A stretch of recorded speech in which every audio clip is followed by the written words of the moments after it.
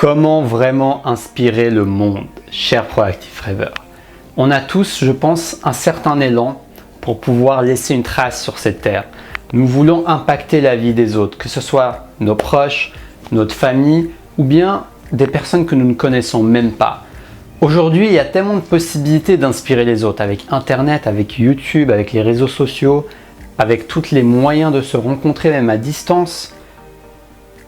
La connexion que nous avons aux autres n'a jamais été aussi grande et facile qu'aujourd'hui. Même si paradoxalement nous perdons le contact humain avec certains, vu qu'on s'enferme beaucoup dans les réseaux sociaux, mais en même temps nous sommes très unis, très connectés parce qu'il y a une énergie de partage qui est vraiment incroyable, surtout avec Internet.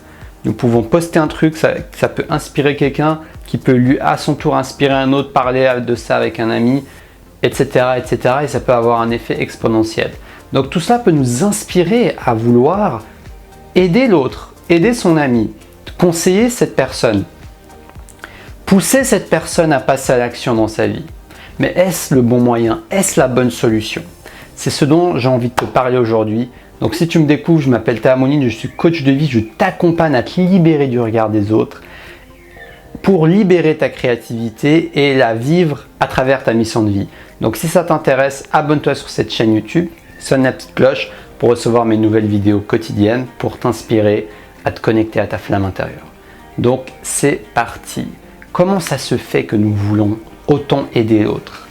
Est-ce que aider l'autre, cette volonté qui part peut-être d'une très bonne intention, peut être nuisible, nocif pour ta relation avec l'autre? Parce que une chose est sûre, on ne peut pas forcer l'autre à faire quoi que ce soit. Tu as beau avoir les meilleurs outils au monde, tu donnes à cette personne les meilleurs outils pour qu'elle puisse dépasser ses challenges dans la vie. Tu lui donnes à cette personne tes meilleurs conseils qui ont fonctionné. Avec toi, bien sûr. Ça a fonctionné avec toi, donc tu lui donnes tes meilleurs conseils. Tu lui donnes même ton meilleur système pour que cette personne puisse résoudre une problématique, trouver une solution. Mais au final, est-ce que la personne, premièrement, elle a vraiment envie de changer? Est-ce qu'elle se sent prête? Est-ce qu'elle a envie ou est-ce qu'elle n'a pas envie? Est-ce qu'elle a envie de se remettre en question, d'avoir une prise de conscience et d'aller de l'avant dans sa vie? Ou est-ce qu'elle n'en a pas envie pour X ou Y raison? Et la clé, c'est de ne pas juger en fait. Mais ça, ce n'est pas facile à appliquer. C'est de rester dans cet espace où on est en train de simplement d'inspirer l'autre plutôt d'aspirer l'autre. Parce que dès le moment où tu essayes de forcer l'autre à agir dans sa vie, même si c'est pour son bien, on est en train d'aspirer l'autre, on n'est plus en train de l'inspirer. Et même si ça rime et que c'est presque pareil dans la prononciation, ce sont des choses différentes. Donc moi je t'encourage à inspirer les autres. Qu'est-ce que ça veut dire inspirer les autres? Ça veut dire créer, non pas pour changer l'autre, mais créer tout simplement pour partager ta passion, pour partager ton feu intérieur, pour partager ce qui t'anime et avoir une sincère volonté que l'autre puisse, que ça puisse bénéficier à l'autre. Mais une sincère volonté ne veut pas dire que tu vas forcer les choses, que tu vas être dans un attachement pour que l'autre applique ta méthode.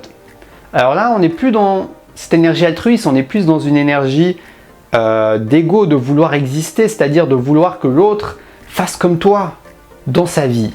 Alors qu'en réalité, il y a plusieurs chemins qui mènent à Rome. Il peut y avoir un autre chemin qui va correspondre à cette personne et qui va lui permettre de cheminer, d'être épanoui et heureux dans sa vie. Qu'est-ce qu'on en sait? Nous ne sommes pas Dieu.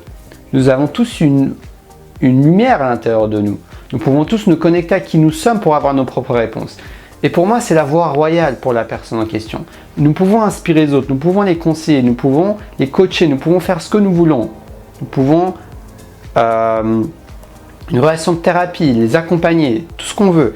Mais au final, à la fin de la journée, c'est à la personne en question de décider si elle veut aller de l'avant, elle veut appliquer ses conseils, elle veut tester, elle veut expérimenter ou si elle ne veut pas le faire. Et donc c'est ça le libre arbitre. Et le libre arbitre nous permet justement de choisir d'aller de l'avant ou pas d'aller de l'avant, ou un juste milieu. Donc c'est respecter ce libre arbitre. Après, c'est la responsabilité de la personne en question de utiliser toutes les ressources, toutes les possibilités qu'on lui donne à travers tes conseils, à travers les conseils de quelqu'un d'autre, à travers la personne qui la suit, à travers les mille et une signes de la vie qui nous envoient. Nous sommes guidés. Moi, je crois que nous sommes guidés.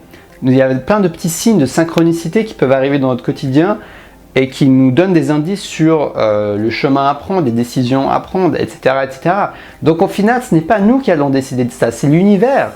Nous ne sommes pas là pour contrôler ce que font les gens dans leur vie.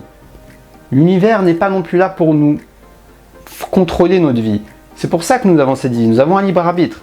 Donc le but, c'est juste que nous soyons inspirés. Et parfois l'inspiration peut être plus violente, notamment des signes que la vie nous envoie, comme par exemple des malaises physiques, des symptômes ou des pertes très lourdes qui nous obligent à nous remettre en question et à utiliser notre libre arbitre pour évoluer. Mais voilà, ça c'est à la vie de décider pour chacun. Et nous, notre rôle, c'est d'inspirer, non pas d'aspirer. Rappelle-toi de cette rime si tu veux faire la différence. Nous sommes là pour inspirer, non pas pour aspirer. Nous sommes là pour partager. Nous sommes là pour émettre des bonnes vibrations positives, pour créer, pour faire ce qui nous plaît, pour avant tout nous connecter à nous-mêmes. Parce que des fois, on est tellement focalisé sur l'autre, c'est un prétexte pour nous oublier, on oublie de se regarder soi-même. Nous aussi, on a des choses qu'on peut améliorer dans notre vie. Mais on est tellement occupé à vouloir conseiller les autres qu'on s'oublie au final. C'est comme une fuite. Nous essayons de fuir nos propres challenges parce que nous aimons bien le rôle du conseiller. Donc ça aussi, c'est quelque chose que je t'invite à prendre conscience, sans jugement bien sûr. Ça nous arrive à tous de vouloir, pour flatter notre ego, de vouloir être le conseiller, être la personne qui aide les autres, etc. Mais attention, gardons les limites, gardons notre place et inspirons depuis notre place, à notre échelle. C'est aussi ça le lâcher prise, c'est de se dire, moi je fais mon job et le reste suivra. Faire confiance à la vie, à l'univers pour que le reste suive. Ne pas vouloir tout contrôler. Tout simplement faire ton job à l'instant où tu te trouves, au moment où tu te trouves, à l'endroit où tu te trouves. Et de le faire au maximum, de le faire avec autant de présence possible. Parce que ça, c'est en ton contrôle. De te donner à cœur joie dans ce que tu fais, ça, c'est en ton contrôle. Par contre, ce que va faire l'autre, ce que va en faire le monde, ce n'est pas en ton contrôle. Tout ce que tu peux faire, c'est maximiser les chances pour que l'autre comprenne ton message. Si tu fais une vidéo, par exemple, d'être aussi clair que possible, de parler avec ton cœur pour que le message passe encore plus efficacement. Mais le reste, c'est le libre arbitre de chacun. J'espère que cette vidéo va t'inviter à inspirer plutôt qu'aspirer.